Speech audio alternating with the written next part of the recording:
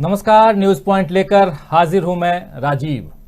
तो यूपी में चुनाव की हलचल तेज हो चुकी है और इसी के साथ बीजेपी की धड़कनें भी बढ़ी हुई दिख रही हैं, क्योंकि बीजेपी को यूपी में हार का डर सता रहा है। जी हां, यूपी की सियासत में चलन कुछ ऐसा ही है कि हर 5 साल में सरकार बदल जाती है। पिछले 3 चुनावों को तो आप देख ही रहे हैं और इस बार बदलने की बारी है बीजेपी की। इसीलिए बीजेपी को डर है कि कहीं वाकई उसकी सत्ता न चली जाए। इसीलिए अभी से बीजेपी अपनी जीत के लिए तमाम पैंतरे आजमाने में लग गई है।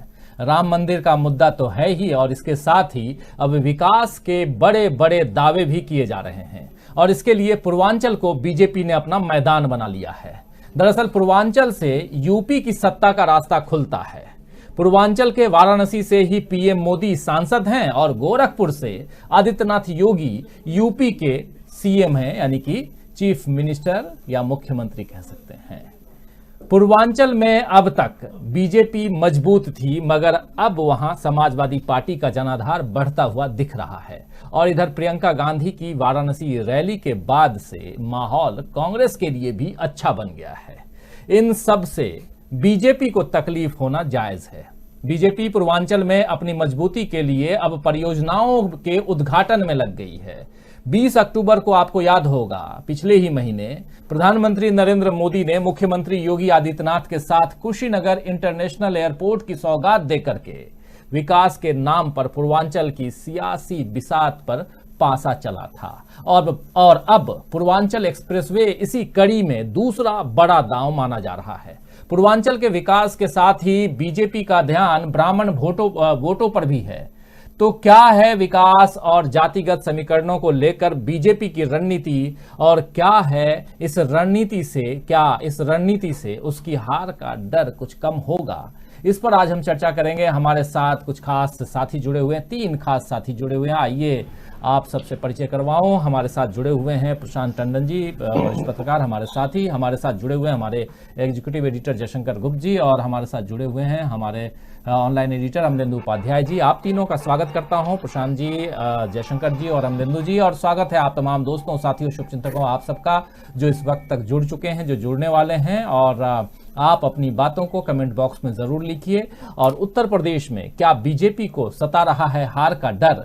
ये हम क्यों बोल रहे हैं, यही आपको अगले घंटे भर में हम बताने, समझाने, दिखाने की कोशिश करेंगे, क्योंकि लगातार हम देख रहे हैं कि उत्तर प्रदेश का पूर्वांचल जो है वो बीजेपी के लिए एक प्रयोगशाला की तरह बनता जा रहा है, जहां से परियोजनाओं का लगातार शुभारंभ, शिलान्यास या लोकार्पण किया जा रहा है। तो ये तमाम चीजें क्यों हो रही हैं, यही समझने की कोशिश, और साथ साथ समाजवादी पार्टी कितनी टक्कर दे रही है, कांग्रेस पार्टी कितनी टक्कर दे रही है और बहुजन समाज पार्टी कितनी टक्कर दे रही है। और इन सब के बीच जिस पूर्वांचल एक्सप्रेसवे पर प्रधानमंत्री नरेंद्र मोदी ने आज अपने एयरफोर्स के विमान को उतार करके, वो क्या मतलब पायलट के साथ उतर करके वो वहां पहुंचे हैं सुल्तानपुर, उस सुल्तानपुर से उन्होंने क्या पैगाम देने की कोशिश की है, ब्राह्मणों को साधने की कोशिश कैसे की है, यही सारी बातें समझेंगे। प्रधानमंत्री नरेंद्र मोदी यहां सुल्तानपुर में क्या कुछ कह रहे हैं, जरा उसे सुन लेते हैं और फिर चर्चा को आगे बढ़ाते हैं। आइए सुनते हैं प्रधानमंत्री नरेंद्र मोदी को।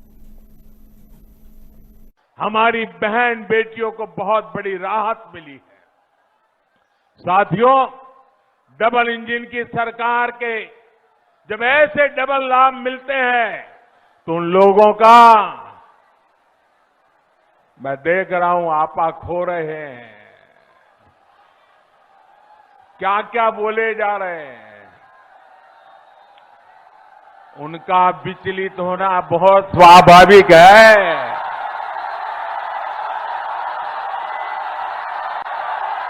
जो अपने समय में असफल रहे वो योगी जी की सफलता भी नहीं देख पा रहे हैं। जो सफलता देख नहीं पा रहे हैं वो सफलता पचा कैसे पाएंगे?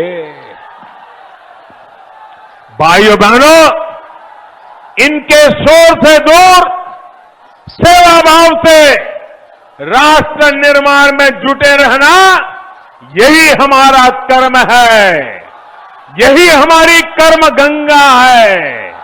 और हम इस कर्म गंगा को लेकर के सुजलाम शुभलाम का वातावरण बनाते रहेंगे। मुझे विश्वास है आपका प्यार, आपका आशीर्वाद हम सबको ऐसे ही मिलता रहेगा। एक बार फिर पूर्वांचल एक्सप्रेसवे की आप सबको बहुत बहुत बधाई। तो पूर्वांचल एक्सप्रेसवे की आप सबको बहुत बहुत बधाई। ये आखिरी सेंटेंस प्रधानमंत्री नरेंद्र मोदी का, लेकिन उसके अलावा प्रधानमंत्री नरेंद्र मोदी विपक्षी दलों पर बरसते नजर आए और खासकर समाजवादी पार्टी और उसके मुखिया, और बहुत सारी बातें उन्होंने कही हैं। उन्होंने कही कि पिछली सरकार में के समय जब मैं यहां आता था तो यहां के मुख्यमंत्री को मेरे साथ खड़े होने में भी डर लगता था, क्योंकि विकास के नाम पर उन्होंने कुछ नहीं किया था। लेकिन विकास के नाम पर अगर कोई चुनाव जीतता तो ये सब लोग जानते हैं कि अखिलेश यादव दोबारा मुख्यमंत्री होते, क्योंकि बहुत सारी चीजें थी। अखिलेश यादव ने भी आज ट्वीट करके इसी पूर्वांचल एक्सप्रेसवे को लेकर के बहुत सारी बातें कही हैं। जरा अखिलेश यादव को भी देखते हैं कि उन्होंने क्या कुछ कहा है ट्वीट के जरिए।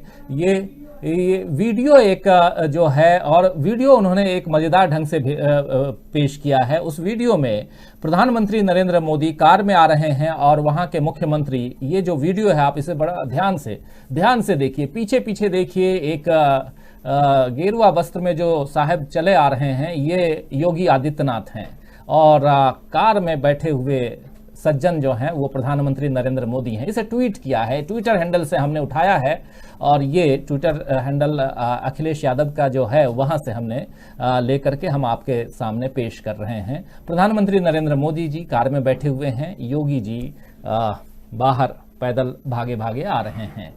चलिए, ये भी सियासत के दिन हैं और कुछ कुछ चीजें सामने आती हैं, देखते हैं हम। लेकिन आगे बढ़ें, अपने साथियों के पास पहुंचें उससे पहले प्रधानमंत्री नरेंद्र मोदी ने इस कार्यक्रम की शुरुआत जब की तो उन्होंने क्या कुछ कहा वहां के लोकल लैंग्वेज में, मेरा ख्याल है अवधी में उन्होंने जो शुरुआत की है, उसे जरा सुन लेते हैं और फिर आगे बढ़ते हैं। और सीधे जयशंकर जी के पास आऊंगा कि क्या कुछ इसके मायने निकाले जाएं। आइए सुनते हैं एक बार फिर से प्रधानमंत्री नरेंद्र मोदी को। जो ने धरती पर हनुमान जी काल नेमी के वध किए रहे, वो धरती के लोगन के हम पांव लागित है।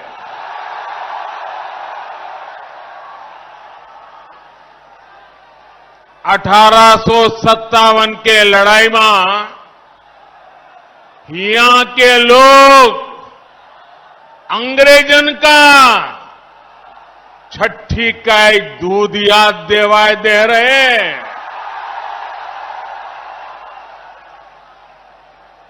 यह धरती के कण कण में स्वतंत्रता संग्राम के खुशबू बा।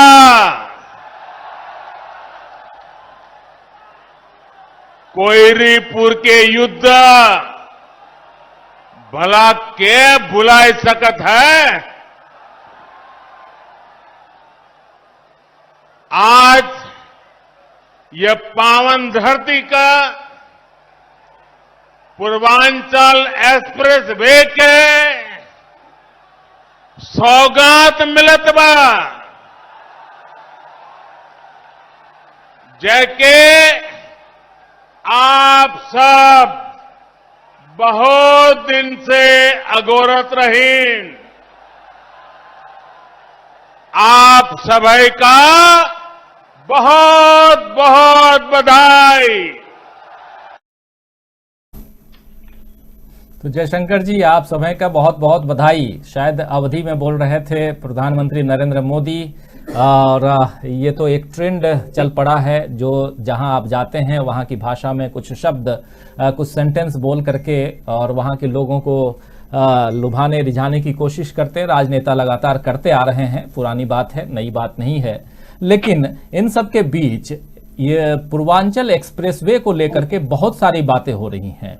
तेरा और मेरा के चक्कर में पूर्वांचल एक्सप्रेसवे जो है वो फंसा हुआ है अभी भी। हमारे साथी प्रशांत टंडन जी वहां से लौट के आए हैं, उनसे भी बात करूंगा, और वहां उस एक्सप्रेसवे पर गाड़ी ड्राइव करके आए हुए हैं, तो प्रशांत जी भी बताएंगे अपने अनुभव को बताएंगे। लेकिन जी जयशंकर, प्रशांत जी को सुन लिया जाए भी सही है। तो प्रशांत जी, आपका इस एक्सप्रेसवे पर अनुभव क्या रहा, यहीं से शुरुआत करते हैं, क्योंकि इस एक्सप्रेसवे से प्रधानमंत्री नरेंद्र मोदी, सीएम योगी आदित्यनाथ को बहुत उम्मीदें हैं, और ऐसी ही उम्मीद आगरा लखनऊ एक्सप्रेसवे से आप याद कीजिए 5 साल पहले अखिलेश यादव को भी थी। क्या कहेंगे? जी, ये तीनों एक्सप्रेसवे में मैं चल चुका हूं, और क्योंकि यूपी में बार बार जा रहा हूं आजकल, तो जाहिर सी बात है कि जो आगरा लखनऊ एक्सप्रेसवे है, दिल्ली आगरा एक्सप्रेसवे है, इस पे अक्सर चलना हो रहा है, महीने में 2-3 बार चलना हो रहा है। शनिवार को मुझे लखनऊ से आजमगढ़ जाना था, और उस दिन अमित शाह भी आजमगढ़ में थे। तो हम सुबह 5 बजे लखनऊ से जब निकले, तो हम लोगों ने सोचा है कि एक्सप्रेसवे पे अगर कोई बैरिकेड वगैरह ना लगे हों, हालांकि अभी उसका विधिवत उद्घाटन नहीं हुआ था, तो हम लोगों को कहा कि चलते देखते हैं। तो करीब 100 किलोमीटर तक हम चले गए उसमें। जब पहुंचे आजमगढ़ के करीब 30-40 किलोमीटर पहले ही वहां बैरिकेड लगे हुए थे, वहां से हमने यू टर्न लिया। देखिए, ये अब क्योंकि वो अभी पूरा काम नहीं हुआ है, उसमें टोल वगैरह अभी ब्रिज बन रहे थे, और अब अगर अभी तुलना करना ठीक भी नहीं होगा, क्योंकि अभी उसमें बहुत काम अधूरा दिखाई दे रहा था। लेकिन एक जो चीज है जो रिपेयर नहीं हो सकती शायद जल्दी, क्योंकि मैं तीनों एक्सप्रेसवे में चला हूं, और इस तीसरे में भी चला शनिवार को। इसमें गाड़ी में वाइब्रेशन काफी है, जो कि आपकी गाड़ी काफी स्मूथ 100 की रफ्तार के आसपास जो वहां पे परमिटेड है उस पे चलती है गाड़ी, यमुना एक्सप्रेसवे पे या आगरा टू लखनऊ एक्सप्रेसवे में।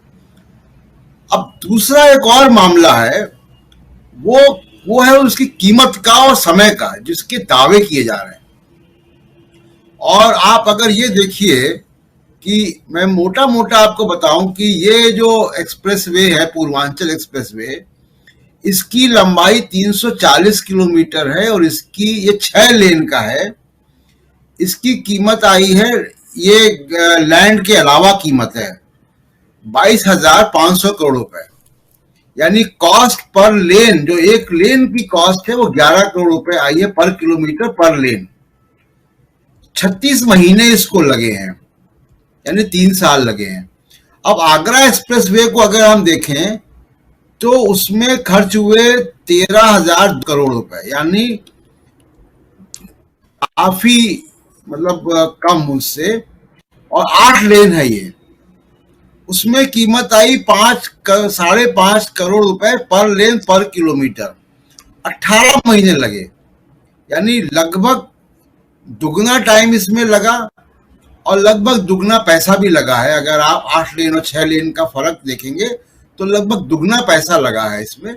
अब 3 साल के अंदर 5.5 करोड़ से 11 करोड़ दुगना कीमत हो जाए पर लेन पर किलोमीटर की, तो ये बड़ी आश्चर्य की बात है। तो ये दावों के पीछे थोड़ी सी हकीकत भी है, और वो हकीकत बहुत अच्छी नहीं है। मान लीजिए कि वाइब्रेशन और तमाम सुविधाएं तो आगे आने वाले वक्त में हो सकता है कि रिपेयर कर दें ये लोग, लेकिन जो आपने 5.5 किलोमीटर पर लेन की कीमत, और 11 करोड़ पर लेन पर किलोमीटर की कीमत, दुगना फर्क है 3 साल के अंदर। तो 3 साल में दुगनी कीमतें हो गई सब चीज की। तो ये दूसरी चीज है कि देखिए, एक्सप्रेसवे तीनों ने बनाए, मायावती ने बनाए। मायावती शासन काल में उनकी हट गई, तब अखिलेश के समय वो पूरा हुआ, लेकिन सारा कुछ मायावती के समय ही हो गया था। यमुना एक्सप्रेसवे का, ताज एक्सप्रेसवे का, उसके बाद ये बना, अखिलेश के समय में कमीशन हुआ, उनके समय ही कंप्लीट हुआ। और अभी तीसरा है, तो ऐसा नहीं है कि ये कोई बड़ी नई चीज उन्होंने कर दी है, ये प्रोजेक्ट ऑनगोइंग प्रोजेक्ट है, उसका एक्सटेंशन होना ही था। और जहां तक वो इवेंट मैनेजमेंट की बात है तो जी एयरफोर्स के हवाई जहाज बाकी दोनों एक्सप्रेसवे में भी उतरे थे। तो ऐसा नहीं है कि कोई बड़ा अजूबा उन्होंने दे दिया, एक प्रोजेक्ट है और उसका एक एक्सटेंशन है। कीमत जरूर दुगनी है और ये टैक्स पेयर के पैसे से कीमत गई है।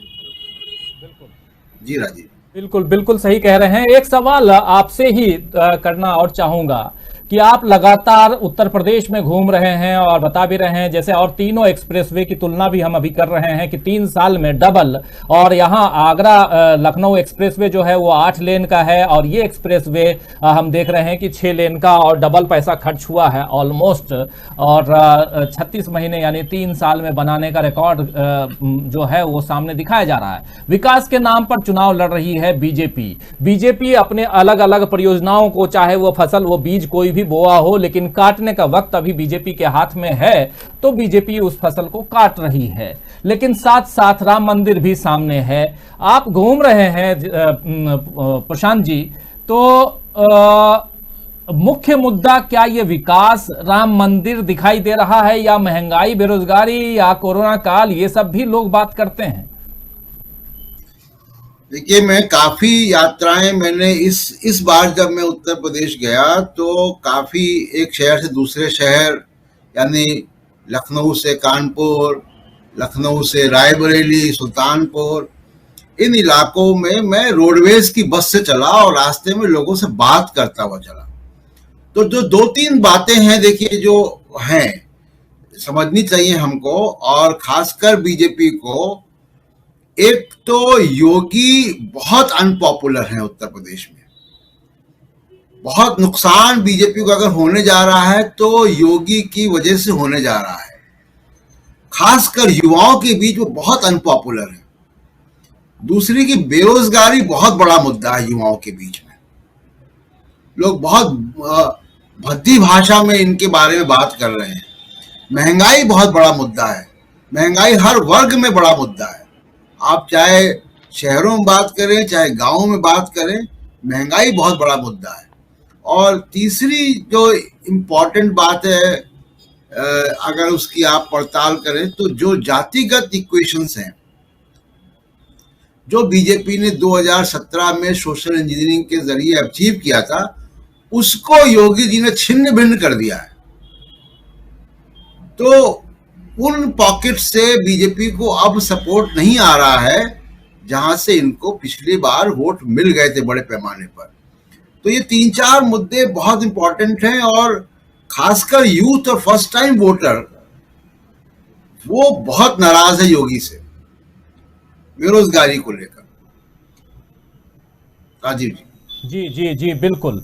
यूथ और फर्स्ट टाइम वोटर्स जो हैं वो बहुत नाराज दिखाई दे रहे हैं, जबकि युवाओं को जोड़ करके, अमलेंदु जी, युवाओं को जोड़ करके बीजेपी जो है वो 2014 से लेकर के 2019 और 2022 इससे पहले के चुनावों में भी लगातार कोशिश करती रही। पूर्वांचल पर ज्यादा फोकस दिखाई दे रहा है बीजेपी का, और हो भी क्यों नहीं, क्योंकि 167 सीटों में से 117 सीटें बीजेपी पिछली दफा जीत कर आई थी, और उसका सहयोगी जो है, उसका सहयोगी दल जो उनके हैं वो 13 सीटें जीते थे, जिसमें अपना दल है और सुहेलदेव जो सुभासपा है वो, ये मिलकर के तो 130 सीटें, 167 में से 130 सीटें बीजेपी के खाते में जिस पूर्वांचल से हो, उस पूर्वांचल में अब ये कहा जा रहा है कि सेंधमारी जमकर की है अखिलेश यादव की पार्टी ने, और यहीं से एक डर बन गया है बीजेपी को कि कहीं इस बार हमारा यहां से काम तमाम ना हो जाए, क्योंकि पश्चिमी उत्तर प्रदेश में काम तमाम करने के लिए किसान बैठे ही हैं जिनकी अभी तक कोई सुध नहीं ले रही है बीजेपी। क्या लगता है इस आज के एक्सप्रेसवे से, इस झांकी से बीजेपी को फायदा होगा क्या? पहली बात अमलेंदु जी, और दूसरी बात ये कि क्या जातिगत समीकरणों को साधने में आज जिस प्रकार उन्होंने, प्रधानमंत्री नरेंद्र मोदी ने अपने भाषण में कहा कि पुराने जमाने में एक ये समय भी, वो समय भी था जब लोग आपसी रंजिश के कारण मुख्यमंत्री का पद तक त्याग देते थे या मुख्यमंत्री का पद ले लिया जाता था, ये आखिर इशारा श्रीपति मिश्रा के तरफ था, जो पूर्व मुख्यमंत्री थे, लेकिन ओवरऑल क्या वहां एक ब्राह्मण वोटर्स का भी बहुत बड़ा पॉकेट है पूर्वांचल, उनको साध पाएंगे? ऐसी बातों को कह करके, ऐसी बातों से जनता पर एक विश्वास कायम कर पाएंगे प्रधानमंत्री नरेंद्र मोदी, या उनकी पार्टी कर पाएगी, जो पिछले 4.5 साल में एक ये कहा गया कि ब्राह्मणों से या ब्राह्मणों की नाराजगी यहां साफ दिखाई दे रही है बीजेपी की सरकार के साथ में? देखिए राजीव जी, तो पूर्वांचल में और खासतौर से जो गोरखपुर मंडल है वो ब्राह्मणों और हनुमान जी जी अमलेंदु जी, वो ब्राह्मणों और जो पूर्वांचल में और खासतौर से गोरखपुर मंडल और उसके आसपास ब्राह्मणों और ठाकुरों का हमेशा से एक संघर्ष रहा है, बहुत लंबा संघर्ष रहा है। और योगी आदित्यनाथ जो है वो जिस तरीके से वहां ठाकुरवाद की सवारी कर रहे हैं, तो उसको लेकर के उनसे ब्राह्मण भी बहुत ज्यादा नाराज है और अन्य जो पिछड़ी जातियां हैं वो भी हद से ज्यादा नाराज हैं। और जैसा प्रशांत जी ने बताया है कि वहां मतलब योगी आदित्यनाथ जो है भारतीय जनता पार्टी को बहुत ज्यादा नुकसान पहुंचा रहे हैं, और ये बिल्कुल सही है कि योगी आदित्यनाथ जो है वो भारतीय जनता पार्टी को बहुत ज्यादा नुकसान पहुंचा रहे हैं। अब ये योगी आदित्यनाथ पहुंचा रहे हैं या भारतीय जनता पार्टी के काम ऐसे हैं कि उसको नुकसान पहुंच रहा है, अब ये तय करना तो जेपी नड्डा जी का काम है या प्रधानमंत्री नरेंद्र मोदी का काम है कि वो तय करें कि योगी आदित्यनाथ की वजह से नुकसान पहुंचा है, भारतीय जनता पार्टी के कामों की वजह से नुकसान पहुंचा है। लेकिन जिस तरीके से योगी आदित्यनाथ को बढ़ावा दिया गया और एक तरीके से देखा जाए तो केंद्रीय नेतृत्व ने योगी आदित्यनाथ के सामने सरेंडर कर दिया है, उसका निश्चित तौर पे भारतीय जनता पार्टी को जबरदस्त तरीके से नुकसान होगा। दूसरी बात यह है कि प्रधानमंत्री भाषण अच्छा दे सकते हैं, प्रधानमंत्री अच्छे वक्ता हो सकते हैं, लेकिन प्रधानमंत्री अब ओबीसी के भी नेता हो जाएंगे, प्रधानमंत्री दलितों के भी नेता हो जाएंगे, प्रधानमंत्री ब्राह्मणों के भी नेता हो जाएंगे, तो ये प्रधानमंत्री है क्या? लेकिन भला क्या है, आलू की सब्जी है क्या जो हर सब्जी में डाल दो आलू को, उस तरीके से प्रधानमंत्री सब कुछ हो जाएंगे? तो प्रधानमंत्री का ब्राह्मणों से क्या रिश्ता रहता है? मतलब प्रधानमंत्री जैसे हर जगह जाते हैं और भाषण देते हैं कि मैं तो जो हूँ सैनिक ही बनना चाहता था, सैनिकों के बीच पहुंच जाए, डॉक्टरों के बीच पहुंच जाए तो डॉक्टर ही बनना चाहते थे, वैज्ञानिकों के बीच पहुंच जाए तो वैज्ञानिक बनना चाहते थे, तो ब्राह्मणों के बीच पहुंच जाए तो ब्राह्मण ही बनना चाहते थे। तो अब प्रधानमंत्री आखिर मतलब क्या है? मतलब जो ब्राह्मण जो प्रधानमंत्री के नाम पे वोट दे देगा, तो मुझे लगता है कि प्रधानमंत्री को अपने बारे में भी जो बहुत सी गलतफहमियां हैं वो दूर कर लेनी चाहिए, क्योंकि प्रधानमंत्री का भी इतिहास ब्राह्मणों के मामले में जो है बहुत ज्यादा क्रूर है, और उनके ऊपर भी ये आरोप है कि वो जबरदस्त तरीके से ब्राह्मण विरोधी हैं। और मैं नाम यहां गिनाना नहीं चाहूंगा क्योंकि वो एक पॉलिटिकल आरोप है एक तरीके से, तो मैं वो नहीं चाहूंगा कि मैं उन नामों को गिनती करूं, लेकिन प्रधानमंत्री के ऊपर ये आरोप है। गुजरात के मुख्यमंत्री थे वो, तब से लेकर के आज जब प्रधानमंत्री हैं तब तक किस तरीके से उन्होंने ब्राह्मणों का जो है वो अपमान किया, ये सारी चीजें जो है वो राजनीतिक गलियारों में उसकी चर्चा की जाती है। तो इसलिए प्रधानमंत्री का ये दाव जो है कि साहब वो योगी आदित्यनाथ से जिस तरीके से ब्राह्मणों की नाराजगी हुई है, तो अब वो प्रधानमंत्री के कहने से वो नाराजगी दूर हो जाएगी, ऐसा बिल्कुल भी नहीं है, वो नाराजगी बरकरार है। प्रधानमंत्री के वहां पहुंच जाने से और श्रीपति मिश्रा को याद कर लेने से इशारों में कि जिन ब्राह्मणों के फर्जी एनकाउंटर हुए तो वो क्या वापस हो जाएंगे? उन पर पानी फिर जाएगा? ऐसा तो नहीं है। तो मुझे लगता है कि प्रधानमंत्री जिस तरीके की प्रधानमंत्री का अधिकार है भाषण देना है, लेकिन मैं फिर कहूंगा कि प्रधानमंत्री को ईमानदारी के साथ काम करना चाहिए। जब आप एक राजनीतिक उद्देश्य के लिए जा रहे हैं और आप एक राजनीतिक भाषण दे रहे हैं, चुनावी भाषण दे रहे हैं, तो सरकारी खर्चे पर रैली नहीं करनी चाहिए थी। ये घोर पाप है और घोर राजनीतिक भ्रष्टाचार है कि आप राजनीतिक भाषण दे रहे हैं और आप सरकारी खर्चे पर जाकर के रैली कर रहे हैं। अब मुझे नहीं लगता है कि प्रधानमंत्री की इसकी सहमति दी होगी कि सरकारी खर्चे पर इंतजाम करो, क्योंकि प्रधानमंत्री जानते हैं वो ज्यादा राजनीतिक भाषण नहीं देंगे। ये मुझे लगता है गलती जो है ये उत्तर प्रदेश सरकार की है कि उसने जिस तरीके से उस पर पैसा खर्च किया रैली पे, वो नहीं करना चाहिए था। और प्रधानमंत्री की चूंकि राजनीतिक रैली है तो चाहे प्रधानमंत्री खर्च करते, भारतीय जनता पार्टी खर्च करती, सरकार का पैसा इस पर था, वो खर्च नहीं होना चाहिए था कुल मिलाकर के। बाकी अब अखिलेश यादव ने जिस तरीके से ट्वीट किया, तो ये भी साफ बता रहा है कि अब योगी जी की जो है वो गाड़ी से उतर चुके हैं। तो अब ये बाइक से पहले जब गाड़ी से उतार दिया है, तो अब योगी जी हाईवे पर चढ़ पाएंगे कि नहीं चढ़ पाएंगे? तो पैदल चलता हुआ योगी जो है वो किस तरीके से जो है वो सुपरसोनिक जहाजों का मुकाबला करेगा, अब ये देखने वाली चीज होगी राजीव जी। बिल्कुल, एक बार आप जब चर्चा कर रहे हैं तो ये जो वीडियो है, ये वीडियो हमने अखिलेश यादव के ट्विटर हैंडल से लिया है। अखिलेश यादव ने इस वीडियो को शेयर किया है, जरा इस वीडियो को देखिए और मैं कहूंगा कि उनके जो इसके साथ जो ट्वीट है उसको भी इसके बाद दिखाइए। इसमें देखिए प्रधानमंत्री नरेंद्र मोदी इस कार में आ रहे हैं, राइट साइड में जो कार है उसमें बैठे हुए हैं, आगे प्रधानमंत्री नरेंद्र मोदी और पीछे पीछे भागे भागे आ रहे हैं योगी आदित्यनाथ पैदल। उनके साथ कोई दिखाई भी नहीं दे रहा है। एक अजीबोगरीब स्थिति यहां दिखाई दे रही है, या तो उनको भी साथ में बैठाया जा सकता था, लेकिन यहां कह रहे हैं अखिलेश यादव सीधा सीधा कि अभी से ही पैदल कर दिया है, इस टाइप का सेंटेंस है। मैं कहूंगा कि इसको उन्होंने जो ट्वीट किया है अखिलेश यादव ने, उसको भी जरा दिखा दें ताकि चर्चा को आगे बढ़ाऊं और सीधा आऊंगा अपने साथी जयशंकर गुप्त जी के पास में इसी पर चर्चा करने के लिए कि ये एक महत्वपूर्ण पहलू है और एक्सप्रेसवे पर पैदल चलते हुए दिखाई दे रहे हैं। आप देखिए योगी आदित्यनाथ, लेकिन उनके पीछे आगे जो है कार में बैठे हुए, गाड़ी में बैठे हुए हैं प्रधानमंत्री नरेंद्र मोदी। जब उन्होंने शेयर किया है इस ट्वीट को, वो बहुत ही मजेदार ट्वीट है, उसको भी मैं कहूंगा कि दिखाइए जरा। लेकिन इसके साथ साथ और भी एक पोस्टर है उनका अखिलेश यादव का, वो भी हम देखेंगे।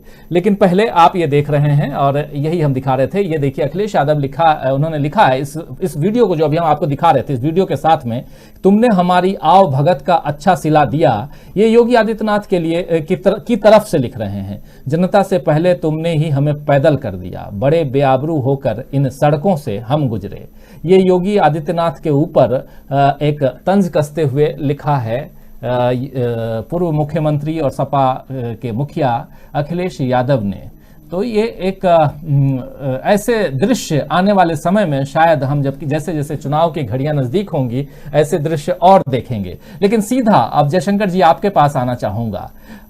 अखिलेश यादव बहुत ही एक कॉन्फिडेंस के साथ में कई अभी देख रहा हूं कि जो उनके भाषण हो रहे हैं, वो चाहे उनके जो ट्वीट्स हो रहे हैं, वो उनका एक कॉन्फिडेंस यहां झलक रहा है पिछले महीने, 1.5 महीने, 2 महीने से। शायद उनकी तैयारियां इतनी हों, लेकिन इसी पूर्वांचल में पूरी की पूरी लड़ाई कही जा रही है कि तमाम दल जो हैं यहां आने वाले समय में हम लोग और भी ज्यादा रैलियां देखेंगे। लेकिन जिस उत्तर प्रदेश को कह रहे हैं प्रधानमंत्री नरेंद्र मोदी और योगी आदित्यनाथ की हमने एक्सप्रेसवे बना दिया है, उत्तर प्रदेश में अब सड़पट गाड़ियां चलेंगी और जहाज से लेकर के कुशीनगर से आप एयरपोर्ट देते हैं और यहां से आप रेल से जोड़ते हैं, कनेक्टिविटी देते हैं और ये विकास की गाथा बताते हैं कि यहां के जो युवा हैं वो यहां से जल्दी जा पाएंगे, नौकरी कर पाएंगे, बहुत सारी चीजें हैं। लेकिन 4 दिन से कहा यह जा रहा है कि पिछले 4 दिनों से जो तैयारियां चल रही थी उसमें कई छात्र जिनको एसएससी का एग्जाम देना था, एएसआई का एग्जाम देना था, माफ करें, वो एग्जाम नहीं दे पाए क्योंकि सड़कें बंद कर दी गई थी प्रधानमंत्री नरेंद्र मोदी के आगमन में और इसका आयोजन में। युवा जो हमारे साथी अभी कह रहे थे प्रशांत टंडन जी, युवा नाराज हैं और इस इंसिडेंट से और भी नाराज हो गए हैं जिनको एग्जाम देने के लिए जाना था लेकिन वो अपने सेंटर्स तक, एग्जामिनेशन सेंटर्स तक नहीं पहुंच पाए क्योंकि रास्ते ब्लॉक कर दिए गए थे। ओवरऑल क्या कहेंगे इससे, इस पूरे इवेंट से? और जो एक बात और जोड़ दूं फिर आपके पास आऊं कि हमारे साथी अमलेंदु जी जो कह रहे थे कि एक इवेंट बना दिया गया है, इतने पैसे। कल हम लोगों ने देखा कि प्रधानमंत्री नरेंद्र मोदी भोपाल में थे, वहां पर ठीक ठाक पैसे खर्च हुए, 4 घंटे के लिए 23 करोड़ रुपए खर्च हो गया। यहां भी इतने खर्चे और एक जैसा प्रशांत जी ने भी बताया कि 22,500 करोड़ रुपए खर्च करके 6 लेन आपने बनाया है, 341 किलोमीटर। ये आप रिकॉर्ड बनाने की कोशिश में आपने इतना पैसा खर्च कर दिया जनता का कि जिसमें कितने लोगों की जो भूख है वो खत्म हो सकती थी। लेकिन आप उत्तर प्रदेश में चुनाव है तो आप वहां तो अपना जो प्रधानमंत्री क्या एक जो योजना है प्रधानमंत्री कल्याण योजना, कुछ नाम अभी याद आता है, आपको भी शायद याद आ जाएगा, तो उसके तहत अमलेंदु जी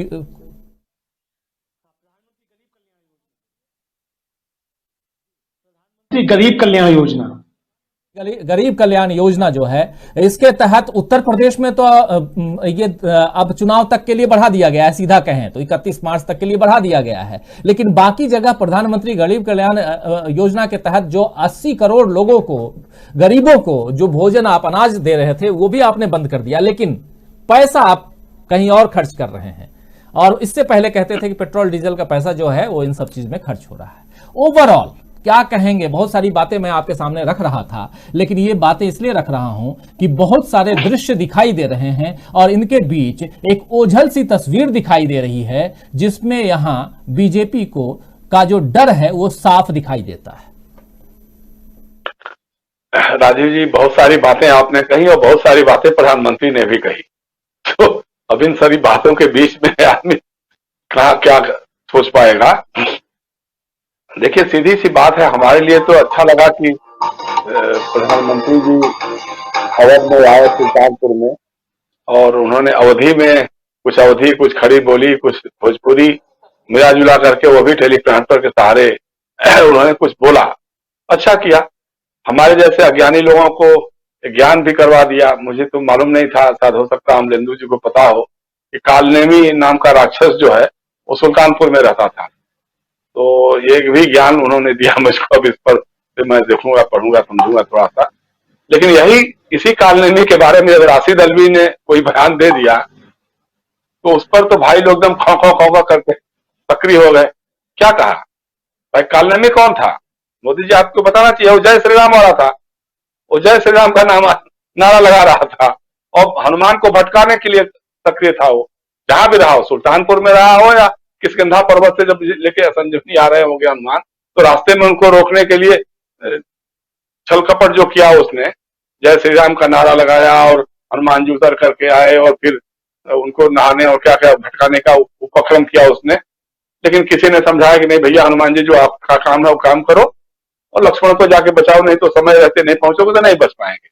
तो उस कालनेमी को आप वहां का बता रहे, इसलिए आप धन्य हो गए। कालनेमी राक्षस जो लक्ष्मण की जान लेने के लिए उतारू था, लक्ष्मण की जान न बचने पाए, इसके लिए हनुमान को रोकने का उपक्रम करा, उस कालनेमी की धरती से आप अगर बहुत गदगद महसूस कर रहे हैं तो मुझे तो भाई आपके हिंदुत्व और हिंदू धर्म, हिंदू राष्ट्र पर बड़ा ये हो रहा है, कोई दिक्कत नहीं है।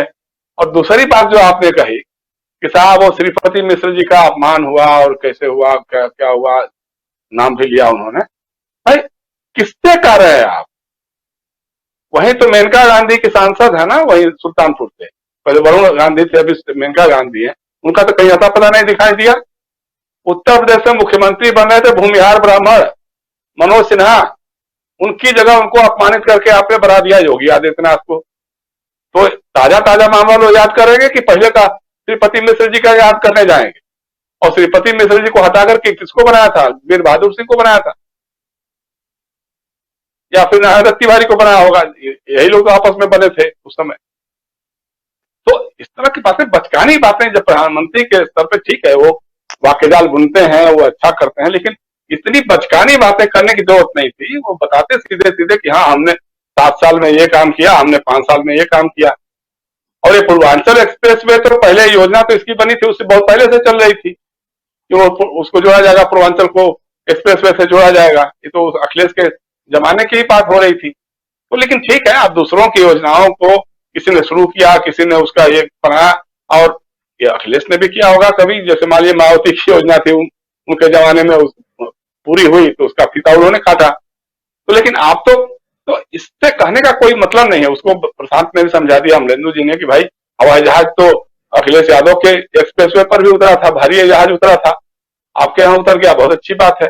लेकिन जो सड़कें जिस तरह से तकनीकी पक्ष है उसके बारे में हम नहीं चर्चा करेंगे, ठीक है, वो भविष्य में जब होगा, अभी जब खुलेगा उसके बाद क्या हालत होगी तब देखा जाएगा।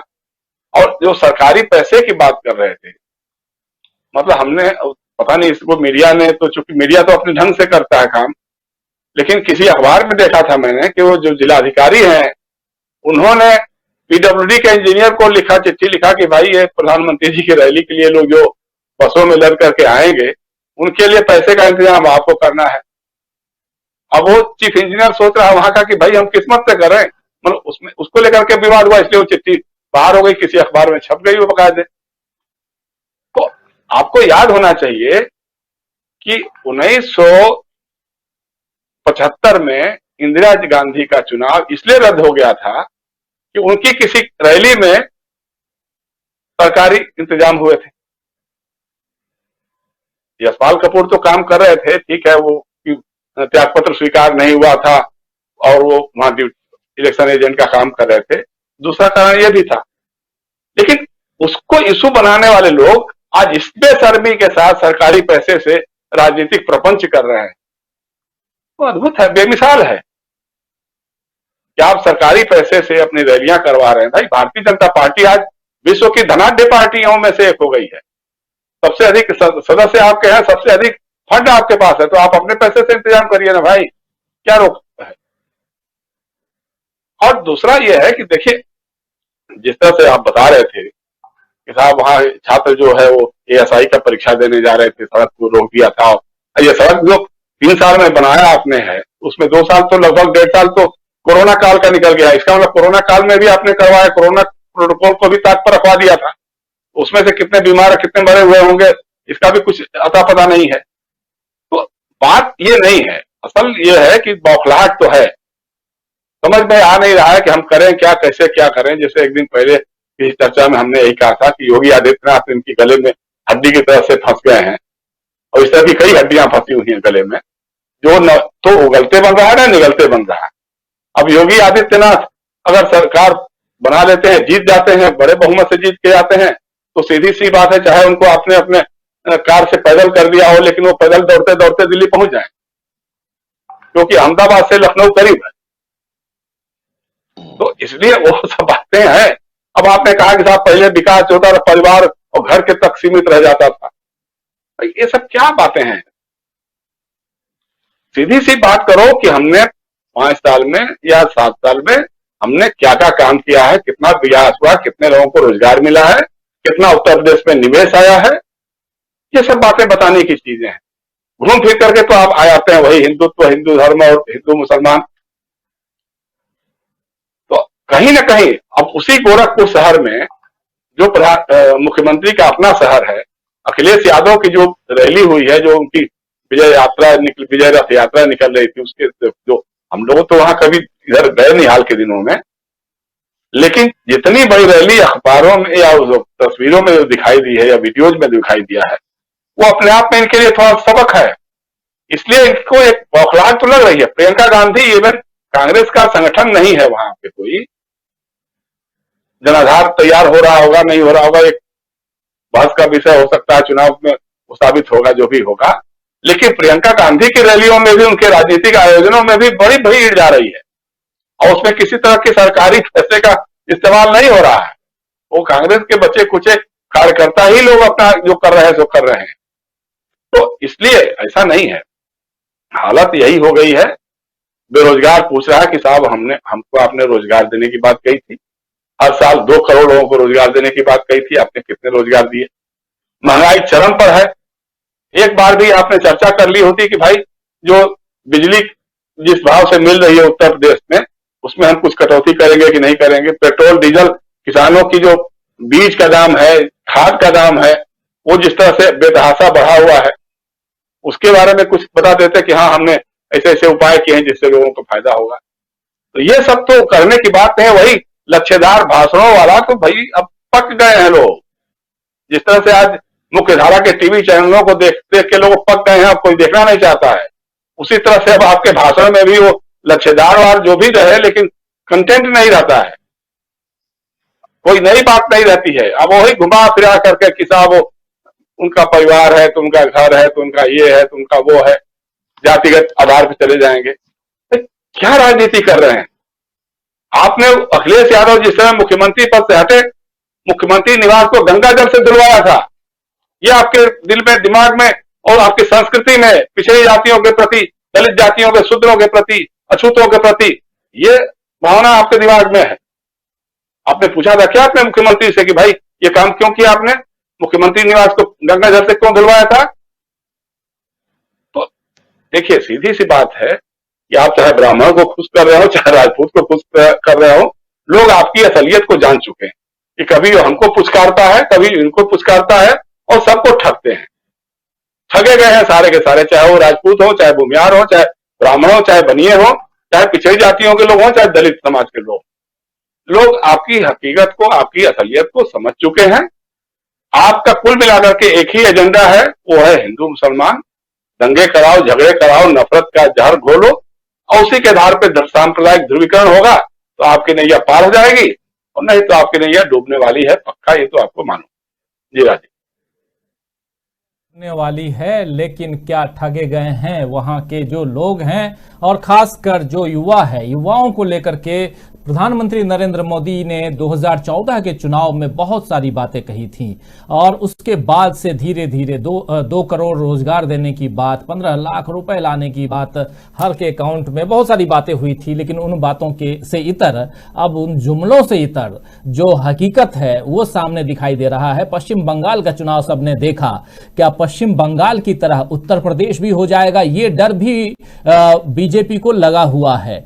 जब हमारे साथी प्रशांत टंडन जी लगातार उत्तर प्रदेश घूम रहे हैं और बहुत सारी चीजें देख रहे हैं, लोगों से बातचीत कर रहे हैं, तमाम पहलुओं पे चर्चा कर रहे हैं। प्रशांत जी, एक बार फिर से आपसे समझना चाहूंगा, जब पिछड़ों की राजनीति या यहां पर हम देख रहे हैं राम मंदिर अयोध्या को सामने लाने की राजनीति, मतलब एक जो हिंदुत्व का जो पिच है उसे तैयार करने की जो कोशिश हो रही है भाजपा की तरफ से, उसमें कितना सफल भाजपा आज की तारीख में दिखाई दे रही है? क्योंकि जिस उस पे प्लेटफॉर्म पे भाजपा अभी तक चुनाव लड़ती आई है और वो चाहेगी कि उस प्लेटफॉर्म को पहले मजबूत कर दिया जाए, क्या अब चूंकि सामने चुनाव है, बिल्कुल 1.5 महीने 2 महीने में चुनाव की घोषणा होगी जनवरी फर्स्ट वीक में, तब तक और उससे पहले आज की तारीख में लगता है क्या कि भाजपा अपने एजेंडे को सेट कर चुकी है? देखिए राजीव जी, 2017 में जब बीजेपी का मैनिफेस्टो लॉन्च हो रहा था, उस दिन मैं लखनऊ में था और उस कार्यक्रम में भी था, इनके मैनिफेस्टो लॉन्च में। उस मैनिफेस्टो के लॉन्च की तस्वीर अगर आप निकालेंगे, जितना मुझे अभी तक याद है, जब मैनिफेस्टो लॉन्च हुआ था उसकी तस्वीर खिंच रही थी, तो बीच में अमित शाह खड़े हुए हैं, एक तरफ कलराज मिश्र हैं और दूसरी तरफ केशव प्रसाद मौर्य हैं, योगी आदित्यनाथ किनारे हैं, लगभग फ्रेम से बाहर। तो योगी आदित्यनाथ चुनाव 2017 के चुनाव में सेंट्रल पोजीशन में बीजेपी की केशव प्रसाद मौर्य थे। यही मैंने शुरू में कहा कि योगी आदित्यनाथ ने पूरा जो सोशल इंजीनियरिंग था उसको अपसेट कर दिया है। और आज भी आप देखिए कि नरेंद्र मोदी के भाषण में भी उन्होंने योगी की तो चर्चा की, लेकिन बाकी लोगों को कितना मौका मिला हाँ बोलने का, या वो फ्रेम में थे या नहीं थे, मुझे नहीं, पूरा कार्यक्रम का वीडियो मैंने नहीं देखा, लेकिन मुझे केशव प्रसाद मौर्य बीजेपी के प्रचार से या मोदी के आसपास नहीं दिखाई दे रहे हैं। तो उससे लग रहा है कि बीजेपी के अंदर कोई रणनीति के तहत उनको बाहर किया गया है, या योगी आदित्यनाथ ये तय कर रहे हैं कि कौन कहां रहेगा मंच में और कहां नहीं रहेगा। दूसरी बात, उसी से जुड़ी हुई बात यह है कि उत्तर प्रदेश में अभी भी, आज भी एक खबर आई है कि कस्टोडियल डेथ हो गई एक जितेंद्र नाम के युवक की कानपुर में। अब लगातार कस्टोडियल डेथ हो रही उत्तर प्रदेश में, लगातार दलितों के ऊपर हमले बढ़े हैं। पूरे एनसीआरबी का डेटा ये कहता है कि पूरे देश में जितने दलितों पे हमले होते हैं उसके 25% अकेले उत्तर प्रदेश में हो रहे हैं। SC/ST एक्ट में तो कितनी FIR नहीं कन्वर्ट होती हैं, क्योंकि वो उसको डेटा उनको पुलिस को कम करना होता है, लेकिन पुलिस की गुंडागर्दी बढ़ी है, उसका रिएक्शन है लोगों में बहुत ज्यादा। आजमगढ़ में उस दिन में था जब अमित शाह आए थे, जिसकी चर्चा आप कर रहे हैं। वहां पे पूरी सड़कें बंद थी उस वक्त, उस दिन हमें भी वक्त लगा, बहुत छोटी गांव की सड़कों से होकर हम निकले। तो और जिस तरीके से अखिलेश यादव के ट्वीट में योगी आदित्यनाथ जो है वो दिखाई दिए हैं, कल का ही एक वीडियो है कि मध्य प्रदेश के मुख्यमंत्री बगल में चल रहे हैं शिवराज सिंह चौहान, और उनको एसपीजी वाला आता है सुरक्षा कर्मी मोदी का, और उनको लगभग धक्का देकर पीछे करता है। यानी इंस्ट्रक्शन है कि फ्रेम में मुख्यमंत्री नहीं आएगा, जो चुना हुआ मुख्यमंत्री है, संवैधानिक पोजीशन पे है, करोड़ों लोगों के मतदान से चुन के वो भी आता है। और यही हाल हम आज योगी का देख रहे हैं कि वो पैदल चल रहे हैं पीछे पीछे, और उनको प्रधानमंत्री ने अपनी गाड़ी में भी जगह नहीं दी। तो ये कोई ऐसा नहीं कि अचानक हो गया, ये कोई अफरा तफरी में। प्रधानमंत्री के या मुख्यमंत्री के या राष्ट्रपति के कार्यक्रम का एक एक मिनट की आइटिनरी तय होती है, सुरक्षा प्रोटोकॉल की। कौन गुलदस्ता देगा, कौन पहले चढ़ेगा, कौन बाद में चढ़ेगा, कौन किस गाड़ी में सफर करेगा, ये सब तय होता है। तो ये योगी जी अगर वो पैदल चल रहे हैं तो ऐसा नहीं कि अचानक हो गया, ये अचानक नहीं हुआ। अचानक ये भी नहीं हुआ कि शिवराज सिंह चौहान को धक्का देके फ्रेम खाली किया गया अकेले मोदी साहब के लिए। तो ये बहुत सारी जिसकी चर्चा हो रही थी कि बहुत मतलब जिसको कहें कि नैतिक बल नहीं है इनके अंदर। और चुनाव के ऊपर मैं आता हूं, चुनाव की बात पे, कि चुनाव की जो मैं पहले भी कह रहा था कि बेरोजगारी एक मुद्दा है, महंगाई एक मुद्दा है, पुलिस की गुंडागर्दी एक मुद्दा है, और ये सारे मुद्दों के बीच में आप देखिए कि किस तरीके से केशव प्रसाद मौर्य या दूसरे बीजेपी के नेता एकदम फ्रेम से बाहर हो गए हैं। तो अगर अकेले योगी के दम पे चुनाव लड़ना है बीजेपी को, तो हम अभी से कह सकते हैं कि बहुत बुरी खबर आएगी इनके लिए। बुरी खबर आएगी बता रहे हैं प्रशांत जी, अभी से कह रहे हैं, क्योंकि चुनाव में अभी वक्त है। वंदना राठौर जी जुड़ी हुई हैं जो लिख रही हैं कि प्रशांत जी, पीएम और योगी आदित्यनाथ दोनों को इस बार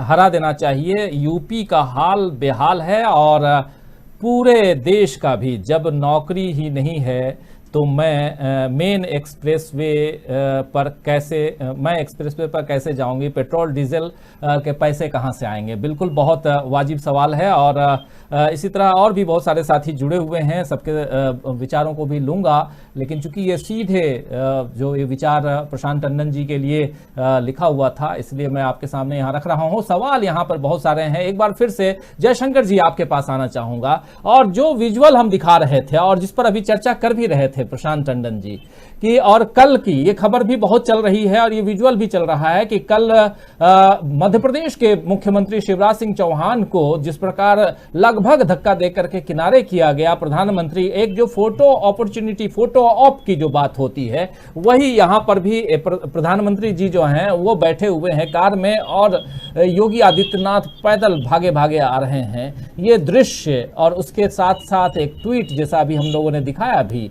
अखिलेश यादव का, ये ट्वीट जो है वो साफ कहता है, एक उनके शब्दों में, उनके लहजे में, और अभी जो चलना है वो तो चलेगा ही।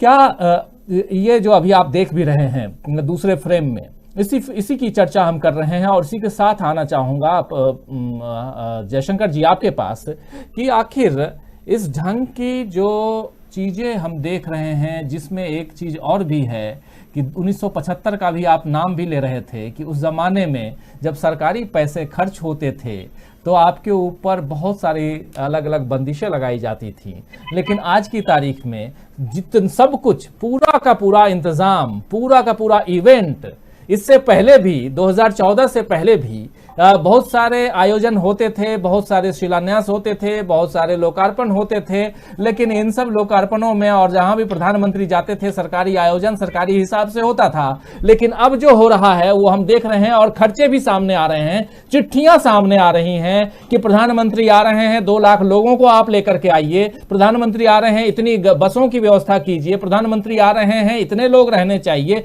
ये जो सारी चीजें हो रही हैं अब लिखित रूप से आ रही हैं सामने, इन पर आखिर आवाज तो उठनी चाहिए। और चलिए ये भी बात वही होगी कि आवाज कौन उठाएगा, विपक्ष उठाएगा, हम क्या करें। लेकिन हम चर्चा तो जरूर कर सकते हैं जयशंकर जी कि आखिर ये पैसे को जिस प्रकार पानी की तरह बहा रहे हैं और उसमें एक फोटो अपॉर्चुनिटी भी देखी जा रही है। कुछ फोटो और भी देखे थे शुरुआत में, अगर आप भी देखे होंगे टेलीविजन पे, कि प्रधानमंत्री जब उतरते हैं हरकुलस से, विमान से, जो ये है सेना का विमान है, वहां उतरते हैं, उतरने के बाद में और अकेले जा रहे हैं और कुछ फोटोग्राफर, मतलब कुछ नहीं, सिर्फ एक फोटोग्राफर फोटो लिए जा रहा है। तो ये सारी चीजें जब कैमरा सामने है तो प्रधानमंत्री कहते हैं लोग कि प्रधानमंत्री उधर ही देखते हैं जिधर कैमरा होता है। क्या उत्तर प्रदेश की जनता भी यही देख रही है कि जिधर प्रधानमंत्री हैं? नहीं, कैमरे को भी हिदायत होती है कि उसकी प्रधानमंत्री की तरफ ही देखे।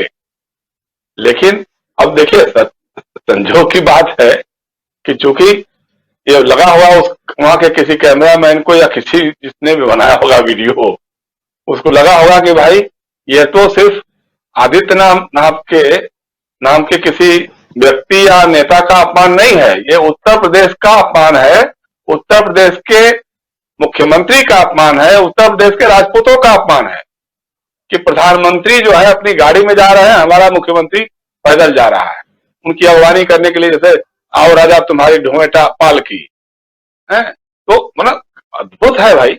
क्योंकि प्रधानमंत्री के बारे में ये मशहूर है कि वो अपने साथ किसी और को फ्रेम में लगाना नहीं चाहते हैं। बहुत पहले एक बड़ा वीडियो चर्चित हुआ था जिसमें वो जा रहे हैं, उनके पीछे पीछे अमित शाह जी जा रहे हैं और जेपी नड्डा जी घुसने की कोशिश कर रहे हैं, तो अमित शाह जी उनका शर्ट मतलब कुर्ता पहन के खींच दे रहे हैं जगत प्रकाश नड्डा जी का कि हटो यहाँ से, और हम दो के बीच में तुम तीसरा कहां से। तो वही हालत है जो शिवराज सिंह के बारे में हुआ है। ऐसे कितनी बार आया, किसी कैमरामैन को डांट दिया है, किसी सिक्योरिटी वाले को झटका देकर हटा दिया है कि भाई फोटो फ्रेम में सिर्फ हम रहना चाहिए, हमको दिखाओ, बाकी दुनिया हमारे अगल बगल बाकी दिखाना हो दिखाओ, लेकिन हमारे साथ किसी और को मत दिखाओ।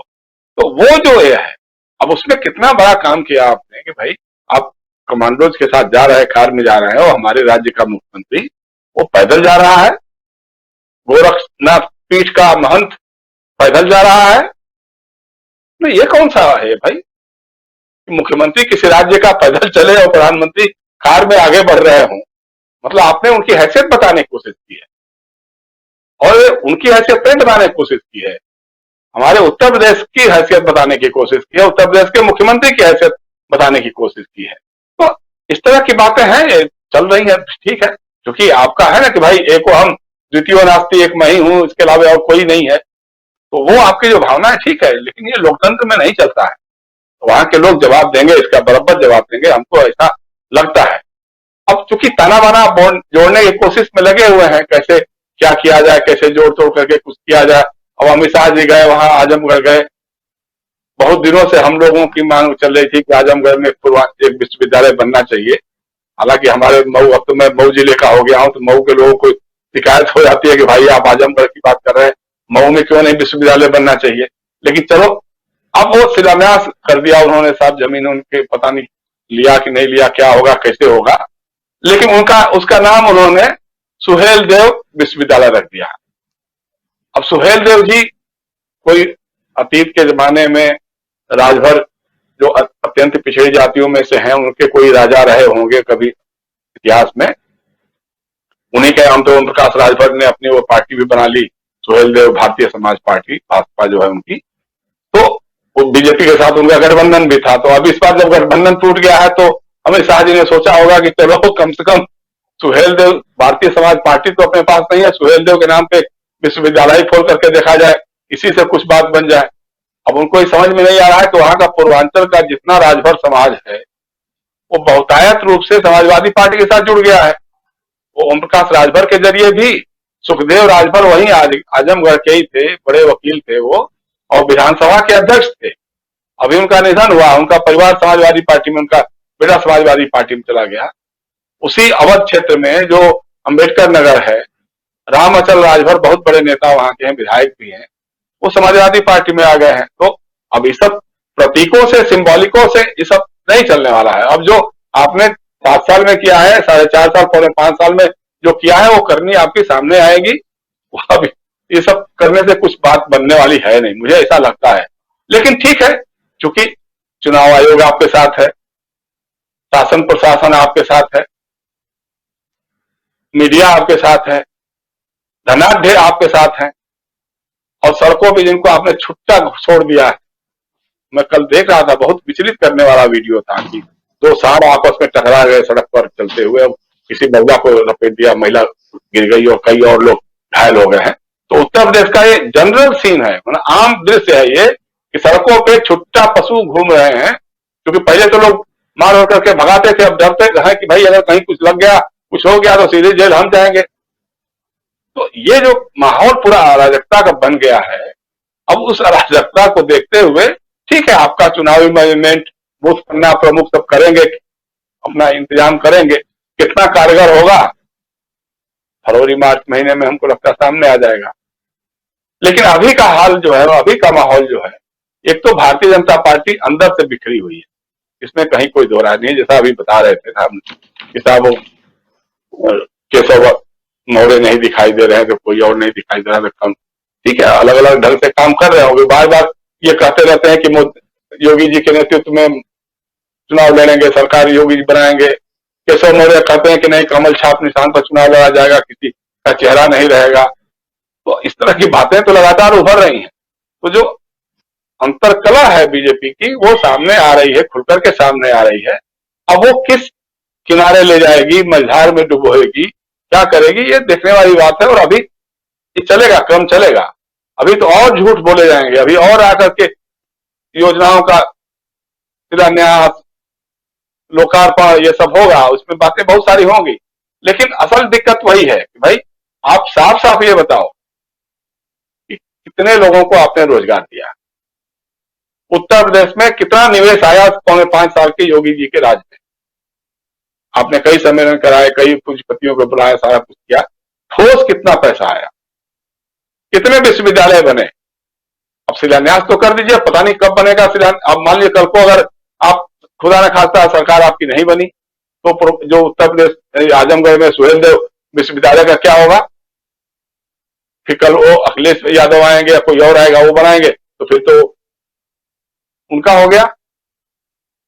तो आप एक करो, जैसे मान लिया पूर्वांचल एक्सप्रेसवे का, ठीक है, आपके 3 सालों में जैसे बना के किया है, ये काम हो सकता है कि इस तरह का जो कुछ हो वो करो, आप लोकार्पण करो, बात समझ में आती है। शिलान्यास कर करके तो हमको याद है कि एक जमाने में इंदिरा जी ने बहुत सारे शिलान्यास कर दिए थे उत्तर प्रदेश भर में, पूरे देश भर में। उस पर बीजी वर्गीज ने हिंदुस्तान टाइम्स में स्टोरी करवा दी, तो पता लगा कि वो लोग वो शिला पूजन के पत्थर भी उठा लेकर के चले गए, उस पर उनको मैग्सेसे अवार्ड भी मिल गया था। तो वो एक अलग कहानी है। लेकिन ये मतलब चुनाव के समय आपको सब कुछ याद आ रहा है कि अरे पूर्वांचल में विश्वविद्यालय भी होना चाहिए, आजमगढ़ में यहाँ ये भी होना चाहिए, वहां वो भी होना चाहिए। ये बातें आपको 5 साल के पहले भी आपको याद आनी चाहिए थी कि हाँ भाई, पूर्वांचल सबसे पिछड़े राज्यों में से है, देश का जो सबसे पिछड़ा इलाका है वो है उत्तर प्रदेश का, पूर्वी उत्तर प्रदेश, जहाँ कोई उद्योग धंधा नहीं है। उद्योग धंधे जहाँ है वो चौपट हो गए हैं। गोरखपुर में फर्टिलाइजर कारखाना हो या उत्तर ये बनारस आजमगढ़ का जो बुनकर उद्योग है, हथकरघा उद्योग है, जो बनारसी साड़ियां हैं, उनकी चमक फीकी पड़ गई है, उनके आंख से आंसू निकल रहे हैं। तो उनके लिए आपने क्या किया है, कुछ तो ये बताइए ना। पूर्वांचल के लोग ऐसे, देखिए पूर्वांचल के लोग पिछड़े इलाके के हैं, गरीब हैं, लेकिन राजनीतिक और सामाजिक रूप से बहुत ही जागरूक हैं।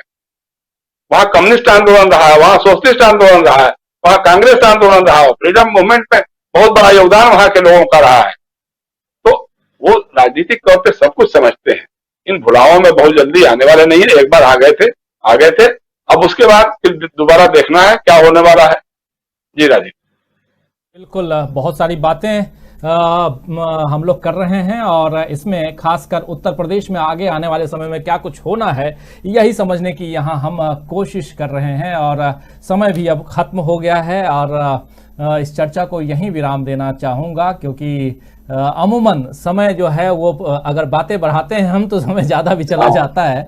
लेकिन आगे जी जयशंकर जी कुछ कह रहे हैं? नहीं ठीक है एकदम।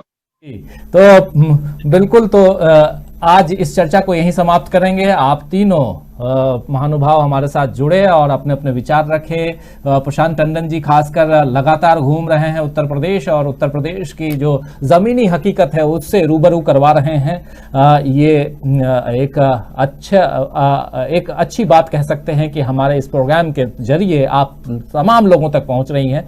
और साथ साथ आप जानते हैं कि इस महीने के अंतिम शनिवार को यानी 27 तारीख को हम आपके सामने लेकर आएंगे ओपिनियन पोल। तो 27 तारीख का इंतजार जरूर कीजिए। हम लोग भी ओपिनियन पोल पे 5 राज्यों पर काम हम लोगों का चल रहा है, वो ओपिनियन पोल आपके सामने हम पेश करेंगे। तो लेकिन उससे पहले हर शाम 7 बजे जैसे उपस्थित होते हैं हम और चर्चा के विषय में जो दिन भर की जो बड़ी खबरें रहती हैं वो रहती हैं, तो वैसे ही रहेंगी। शुक्रिया अदा करना चाहता हूं आप तीनों महानुभावों का, जयशंकर जी आपका भी, प्रशांत जी आपका भी और अमलेंदु जी आपका भी। आप तीनों को बहुत धन्यवाद देता हूं कि आप लोग जुड़े हमारे साथ में। और तमाम साथी जो आप लोग जुड़े रहे, अपनी बातों को यहाँ आप लोगों ने रखा। और वंदना राठौर लिख रही हैं कि सीधी सरल बात ये है कि गोबर पट्टी पार्टी को अब उल्लू बनाने के लिए सत्ता में आने के लिए विराम दे देना चाहिए। ये कहना है वंदना राठौर का। कामिल शेख भी हमारे साथ में है। मोहम्मद अशरफ आलम लिख रहे हैं कि एक तरफ पुलिस प्रशासन कह रहा है त्रिपुरा में कुछ भी नहीं हुआ है, तो फिर रिपोर्टर को रिपोर्टिंग करने से रोका क्यों जा रहा है? ये बड़ा सवाल है, त्रिपुरा का मामला है। आप सब जानते हैं कि क्या कुछ हुआ है त्रिपुरा में। असलम चिश्ती लिख रहे हैं कि घमंड में भाजपा वाले अंधे और पागल हो गए हैं, उन्हें हिंसा में पुण्य और अहिंसा में पाप नजर आ रहा है। विवेक जी हमारे साथ जुड़े हुए हैं, विवेक पटनायक। प्रियंका गांधी लिख रहे हैं। मोहम्मद साबिर अंसारी लिख रहे हैं कि साधना भारती को लाइव में जोड़िए कांग्रेस नेता। बिल्कुल उनको भी लाएंगे, कांग्रेस की बातें जब रहेंगी तो उनको भी जोड़ेंगे। जुड़ती हैं हमारे साथ में। मदीना का मुसाफिर किसान मजदूर एकता जिंदाबाद कह रहे हैं, आदाब कह रहे हैं, आपको भी आदाब। और इश्तियाक भी हमारे साथ में है। रविंद्र कुमार हमारे साथ में हैं जो कह रहे हैं कि राजकाज, रविंद्र कुमार कह रहे राजकाज तो राजा ही चला पाते हैं, चाय बेचने वाले क्या जाने देश कैसे चलता है। और वंदना राठौर थैंक्स कह रही हैं। गुड नाइट वंदना राठौर जी आपको भी। घनश्याम सिंह सपा सरकार कह रहे हैं। और फिर ऐसे ही बहुत सारे साथी हैं। असलम चिश्ती लिख रहे हैं कि घमंड में भाजपा वाले अंधे और पागल हो गए हैं, उन्हें हिंसा में पुण्य और अहिंसा में पाप नजर आ रहा है। रूपराम गोगरवाल कह रहे हैं सही बात कर रहे हैं जयशंकर गुप्ता जी। सुभाष तिवारी प्रियंका सरकार अब की बार प्रियंका सरकार कह रहे हैं सुभाष तिवारी।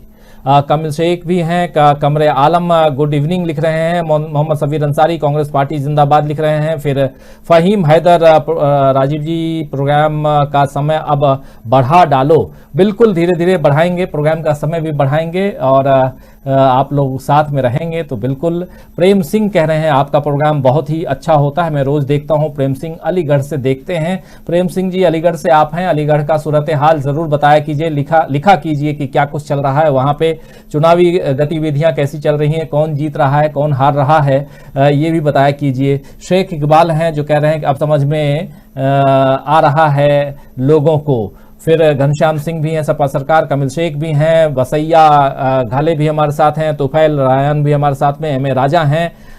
फिर सुशील मिश्रा हमारे साथ में हैं जो कह रहे हैं भाजपा भगाओ देश बचाओ। मोहम हंसारी बीजेपी गवर्नमेंट लिख रहे हैं। आलम मोहम्मद लिख रहे हैं कि PM of fake promises and lip services will learn a lesson in the forthcoming election in Uttar Pradesh. फिर वालिदीन खान लिख रहे हैं, धन्यवाद, इन सभी अनुभवी मेहमानों को रूबरू कराने के लिए 27 तारीख का बेसब्री से इंतजार रहेगा। बहुत धन्यवाद आपको भी, आप देखते हैं वालिदीन जी। और Mohammad Sabir Ansari, UP next PM Priyanka Gandhi, 203 seat आएगी लिख रहे हैं। सुभाष तिवारी, राजीव जी गुड नाइट, आपको भी Subhash Tiwari ji good night. YT gaming square 19, sir आप लंदन हैं क्या? नहीं, हम लंदन नहीं है, यही हैं, हिंदुस्तान है। बनवारी मीना है, शुभरात्रि कह रहे हैं। सुशील मिश्रा कह रहे हैं कि 2014 में 100 स्मार्ट सिटी की घोषणा हुई थी, एक स्मार्ट सिटी का फीता काटते हुए देखने की इच्छा हो रही है।